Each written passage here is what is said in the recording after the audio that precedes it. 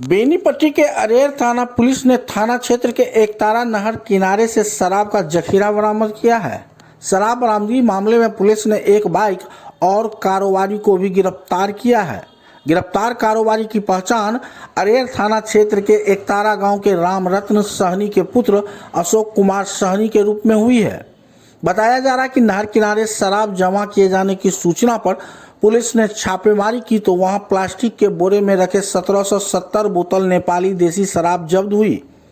वहीं अरेर थाना पुलिस ने दूसरी कार्रवाई करही नवटोली में की है, जहां पुलिस को देख शराब तस्कर बाइक पर लदे शराब को छोड़कर फरार हो गया। बाइक से पुलिस ने 210 बोतल नेपाली देसी शराब जब्त की है। इस बाबत अरेर एसएचओ आनंद शंकर गौरव ने बताया कि दोनों मामलों में एफआईआर दर्ज कर गिरफ्तार कारोबारी को न्यायिक हिरासत में भेज दिया गया है। बेनीपट्टी विधानसभा और अरेर दक्षिणी पैक्स, अरेर गैस एजेंसी, अरेर डिजिटल हाउस पूरा परिवार के तरफ से अपने समस्त मिथिलावासी के 26 जनवरी गणतंत्र दिवस के हार्दिक